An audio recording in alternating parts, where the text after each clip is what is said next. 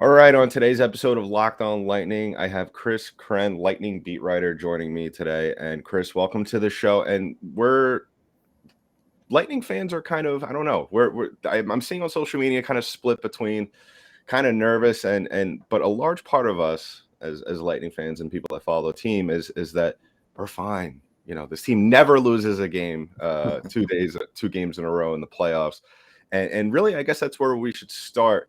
How confident is this Lightning team heading into Game 2 against the New York Rangers, having not lost back-to-back games in almost it seems forever?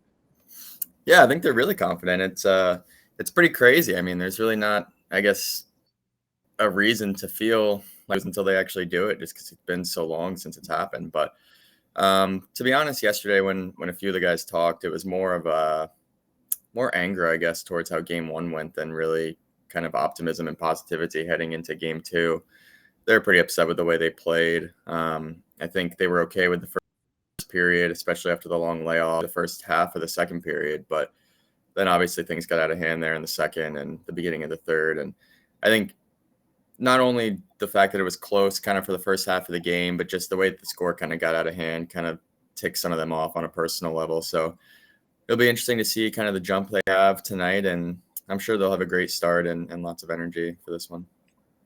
Yeah, absolutely. And John Cooper said it yesterday that they played very well in the first 60 and then things kind of fell apart from there. And this is something that we've seen from this team here and there throughout the season. And when they had a little bit of that rough stretch back in April.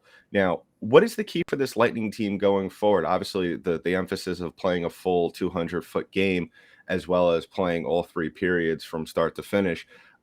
We saw a little bit more of the physicality later on in the third period. Obviously, the game was out of hand then. Do you believe that that was something that maybe attributed to the Rangers ending up on top? Yeah, I think it's kind of like the end of Toronto Game 1, right? Like you're just trying to send some kind of message since it's such a long series. But um, I think for them, like the physicality obviously will be a big factor. I mean, they were hitting quite a bit throughout that game. I mean, McDonough had that big hit on Panarin there in the first period, and to me, you touched on it right at the start there. It was just their 200-foot game. They're most successful when they're taking care of their own end first. And I think Cooper was the one who mentioned that the Rangers kind of attack a little bit differently than the Leafs and the Panthers both did. And they really moved the puck east and west a lot, which I think the Maple Leafs and the Panthers were a little bit more north-south. So it's a little bit of a different challenge for the Lightning. I think they looked at the film, the night of the game and then yesterday as well. So I think it's honestly just about making some adjustments in the defensive zone. And, I really didn't think they played terrible for having that long layoff. It was just the Rangers really played well and they capitalized chances when they had them. They were disciplined. They didn't really give the Lightning any chances on the power play until, I want to say, was it late in the second period maybe? So they played a good game. Credit to them. And I'm sure they'll play well in Game 2 as well. They're rolling right now. So as much as the Lightning, I'm making adjustments. It'll be interesting to see, how good the Rangers come out and play, because they've looked really good the past few games. You got to give them credit. Yeah, and you spoke about how they need to play better on the defensive side of things. You can't really blame Andre Vasilevsky in this game too much. I thought he made a lot of pretty good, high quality saves, and that was a little bit of concern, I think, for some of us that follow this team, is that Vasilevsky is at his best the more he plays, and having a week off definitely didn't really help. But what kind of performance are you expecting out of Andre Vasilevsky in Game 2? Well, it's kind of like you mentioned at the beginning, right? Like it's hard to bet against him his numbers after these losses are just crazy. Like I can't think of any athlete that has responded the way that he has, just time and time and time again. And then the way he plays so well in those elimination games. So I'd expect nothing less than a fantastic game from him again. It's he's just done it over. He's so good. And, I mentioned the personal thing, and Cooper mentioned that yesterday, that the guys all take it personal when they lose a playoff game. And I think he said no one takes it more personal than Vasi does. So I'd expect another big game from him. He was out there early, getting a lot of work in yesterday before practice started. And he has two bad games in a row, I guess. And like you said, he really didn't have a bad game, but until he has 2 games in a row where he really lets in 3 more goals or 4 more goals, then, you can't really pick against him. I'd expect another big bounce back game from him. Yeah, I would expect the same, given the New York crowd was really laying into him with the Igor is better chance, and I think Yeah. that's so, even though you don't really see Vazzy wear his emotions on his sleeve that often. I think that's something that he's definitely thrown up on the bulletin board, and I think the guys are going to rally around. So, looking towards game two, obviously one of the big names that we're not going to see in this series, and hopefully maybe in the next series if the Lightning do advance, is Braden Point. Is there any type of adjustment that the Lightning make, given that Point is out for this series? Do they play a certain type of different way, given the fits that the Rangers gave them in game two, or is it just let's go out there, play our game, and have the Rangers adjust to us? Yeah, I think it's the latter. I think they focus, as much as they're going to watch the video and try to adjust to some of the things the Rangers did, they're really more focused on playing their game better than they did and being more crisp. And I think a lot of the little details are what's so big in the playoffs, and just eliminating those little tiny mistakes and having strong attention to detail. So, and that's bound to be rusty after that long layoff, and it's not, the Lightning don't want to use that as an excuse, but I think Cooper said it yesterday, like you can't replicate an Eastern Conference final game action in playoff or in practice rather, as hard as you try, especially, you don't want anything hurt. If you're a player, you don't really want to shoot the puck high. You don't want to risk, anything hitting Vasilevsky or hurting him. So, yeah, I think they're more focused on themselves. But I mean, to touch on Brady Point, yeah, like I thought about it last night. It's pretty crazy that they're here now, and they got through Florida so easily that people kind of forgot that he's such a huge part of the team, and they're missing him, that's for sure. I mean, if they had him, he'd be a huge help. It's good to see him skating again, but I think really the addition of Nick Paul was huge for them in that regard, because you have Sorelli, who's that lockdown center. Point did such a good job of that in the Toronto series against that Matthews and Marner line. So. But Nick Paul stepped up and played a lot of minutes. He's played more than 20 minutes a night on a lot of these playoff games. So I think they just need to tighten things up a little bit in their own end and get pucks out when they can. They had a lot of opportunities to clear the puck, and they couldn't. And Fox had a couple nice keep-ins at the blue. And yeah, I think they've kind of always been the kind of team since Cooper's been the coach, just to kind of worry more about themselves than the other team. But I'm sure there'll be adjustments made for sure, just like we saw from game one to game two in that opening round. Yeah, I think really if there's any series we could look at in recent years where the Lightning have made a handful of mistakes and have actively learned from it, I think it was definitely the Toronto series where, and I said this on my show last week, that I think that games 1 and 2 are going to be sort of similar to what we saw in the early stages of that Toronto series. Is there any issue? Is there any worry, do you think, around this team or anybody, in the thought process of let's not try and get it to that point again, because that was pretty much for the most part a chaotic series. What is the game plan, obviously, for them in terms of how they handle this? Because let's face it, New York is probably going to go in and probably try and overwhelm Tampa with their physical style of play, try to really pinch them in on their own zone. Who are some of maybe these Ranger players that you think that the Lightning are going to hone in on early on in this one? That's a great question. Yeah, there's a lot of players. I mean, everyone talked about that kid line kind of going into the series and how good they've been, and they were really good in game one, and I didn't necessarily expect them to be as good as they were. But there's Kreider, there's Zibanejad, Panarin, all those guys, and Panarin had struggled a little bit in the postseason, and on the score sheet obviously last game, which kind of stinks if you're a Lightning fan or anyone on the team, really, just because he scored. I want to say he had the last goal for them, I think the sixth goal, and would have been nice to kind of just keep him off the score sheet for another game, just because he has kind of been struggling a little bit. But they have some really good players, man. And I think, like I said, that kid line, they just gave them too much time and space. And I thought they did a pretty good job against the top line and kind of eliminating that. I thought they could have been a little bit tighter on Panarin at times, but they have a lot of weapons. They're just going to have to play a little bit harder and a little bit give guys less time and space. Like that was the first of their second Hedo goal, but just Kakko was behind their net for what felt like an eternity, and no one was on him, and then he's slips it right behind, I think, 3 or 4 guys, and Heedle's there all alone. So I think, I'm not sure if it's going to be one guy in particular, but they need to just play a little bit tighter. It didn't really feel like the same defensive effort kind of that they had in the second half of that Toronto series and really throughout the whole Florida series. It was just you're right. It kind of was like the first half of that Toronto series when it wasn't like it was a run and gun game, but it definitely didn't feel quite as structured and it didn't feel like the attention to detail was necessarily there in their own end. So I'd hope they'd clean that up a little bit, just be a little tighter in their own zone. And it's not often you see them give up 6 goals in a playoff game. And, you're right. It does kind of feel like that first half of that Toronto series when they were giving up a lot of goals, and it's once all that up and started playing really good defense that things really started going well for them. Yeah, absolutely. And I think that maybe what they should try and do is flip the script, obviously keeping things tight, kind of limiting the chances that the Rangers have. And I think I've been emphasizing this all year with this team is that, they often sometimes try to get into they oftentimes get into the habit of turning games into track races, which is fine. A couple of years ago, it worked. It won them a cup. But, the league has changed. Teams are adapting. And what they've kind of gone away from at certain times was just playing puck possession, cycling the puck around, keeping the puck in their own zone. And I think if they get themselves into a groove early on, they slow the game down. I think that will not allow this young Ranger team, who we saw thrived on momentum early on.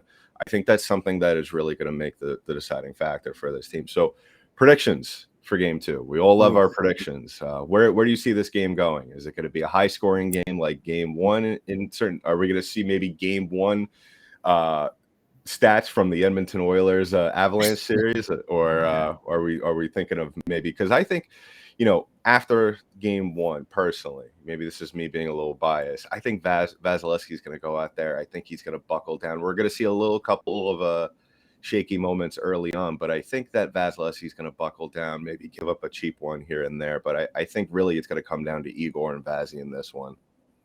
Yeah, you're right. I mean, you made some great points. They really should work on that and possessing the puck in their own zone. You're right. They really didn't have extended zone time in that game too much, and they had some good scoring chances, but it was kind of like, good scoring chance, and then they're right back down the other way and back and forth, probably a little bit more than they would have liked. You're absolutely right about that. But yeah, I would think the same with Vasi. He's like I said, he takes those losses really personal, and until he falls after a loss and doesn't have a good performance, and he's hard to bet against. But in terms of this game, I would have to think lower scoring, right? Like I can't imagine too many more games like that. But at the same time, that's what everyone's kind of said. Even going into game 1, it was like everyone was predicting 2-1 or 3-2. And I think the most important thing for the Lightning is I think they can beat Shesterkin. Like they scored twice on him. They had a lot of really good chances against him, a few that they didn't capitalize on. Cooch had a ton of chances in that game. Yeah. He had 3 or 4 really, really good chances. And, they keep, especially that first half of the game, they gave him really good opportunities. And it was kind of on the Rangers' mistakes. A few of them were. So if they give him those chances again, like, you're just playing with fire. He's not going to miss too many more times, I wouldn't think. So I'd look for those guys to kind of get going, some of the top guys to get going again. It was nice to see Stamkos score. That was a shot by him. But I would expect, honestly, some more offensive output from the Lightning and just a tighter game all around. I think they'll win the game. I think they know how important it is to win this game. And I also think the Rangers, they've won 2 straight series that they were down and had their backs against the wall, but I don't think they've had a 1-0 lead in either of their series so far. So, it's tough, I think, winning that first game and going into game 2 with the lead. And they're not necessarily the most experienced group in terms of postseason. So I don't know if they'll have their foot on the gas maybe as much as they did in game 1. As someone who's rooting for the Lightning, I hope they don't. But if I had to predict, God, I would say let's go 4-2 Lightning. What do you got? I was thinking more so 3-2, maybe 2-1, possibly a cheap empty netter at the end. I think especially with the amount of shots Kucherov had took in game one. I think they're going to encourage him to go out there and shoot just as many.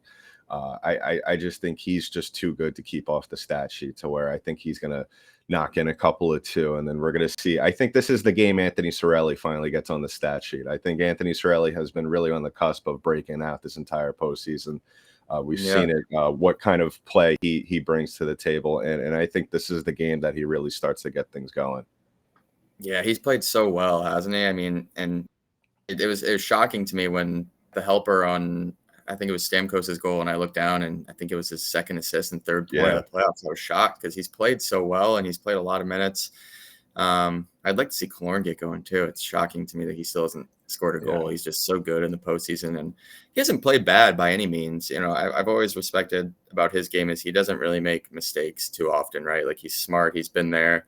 But I'd love to see him score a goal. It feels like when he scores in the playoffs, the Lightning win. And, you know, he's just been such a good playoff performer for them for a long time now. So it'd be good to see him get on the score sheet. But yeah, I like that prediction. I think Cirelli is definitely due for a goal here. Yeah, I think especially with Killorn and Cirelli, I think those are the two guys that we always have seen, whether it be in the playoffs or throughout the course of the season. They're those guys that they're just too good to keep off the stat sheet in terms of just the way they play. They're always in the mix of it. And I feel like that kind of goes for the same for basically the entire blue line defensive core. I think that's something that has been the key for the Lightning the last two playoff runs. I think those six guys, their abilities to all score at any point. It's just a matter of playing aggressive and taking the shots when they can. And that was something that was puzzling to me in game one. We saw Victor Hedman almost hesitant at times. There was one sequence actually I remember where they were backing off of him while he was at the point, and he was kind of inching his way towards the slot, and then instead of shooting it, which he didn't really have a clean shot on Shesterkin, but I think those are the shots that he needs to take. And I think when that blue line gets going on the offensive side of things, I think that opens things up for everybody else. Yeah, I remember that chance too, and it was kind of odd because he's been shooting the puck quite a bit this postseason, and it didn't feel. It really didn't feel like they had 39 shots on goal in that game. It really didn't. But yeah, no, I agree. I mean, they really do have. It's pretty crazy that really all six, I guess you would say seven of their defensemen can produce offensively or at least chip in. You know, there's not too many of them that they get the puck at the blue line and you're a little nervous about what they're going to do with it. You know, you got Hedman, Sergachev, McDonough, Chernak. All those guys are pretty good with the puck up there, and they all have good shots. And yeah, I'd like to see them get involved a little bit more too. There really wasn't much offensive involvement from any of those guys in game one, really. But yeah, I'll be interested to see how Hedman plays. He's another guy that I think will probably step up and have a big game. You know, it's really impressive to me the way that, especially as someone, and I'm sure you are too, that's watched this team for so long and seen guys like Hedman and Stamkos grow from when they first came in to what they are now. And they're just such good leaders now. And him and both, they set the tone and they're vocal in the room. And, you know, they walk it and they talk it, right? Like they've just both grown so much, and they're really good leaders. So I would expect both of those guys to come out, play really strong, and hopefully can get a goal. I think he has the second most points on on the Lightning this postseason. So he's had a great year. He's having a good playoff, and you know, to me, like there's so many good defensemen left in the playoffs between like Makar, Fox, and Hedman, but all around game, like you'd be hard pressed to take anyone over him, really. I mean, Makar, I think you take Heddy over Fox, but yeah, I mean, he's a big part of their success, that's for sure. So hopefully he can step it up tonight. Yeah, absolutely. And I think that really goes back to what we spoke about, just, you know, controlling the puck in the zone, just extending the sequence instead of just kind of rip fire and get back on defense kind of play. Well, Chris, it's one thing to talk about it and then one thing to actually see them execute, which, you know, with this core of veteran guys, you're definitely going to see them go out there and do it, especially after a loss. So we'll check back in with you later on in the playoffs, and everybody go ahead and please follow Chris on Twitter at Chris_Krenn. He's one of the top guys in the biz in terms of bringing you Lightning news. So, Chris, thanks for coming on the show. And like I said, yeah, we'll check in with you later on in the playoffs. Great. Sounds good. Thanks for having me.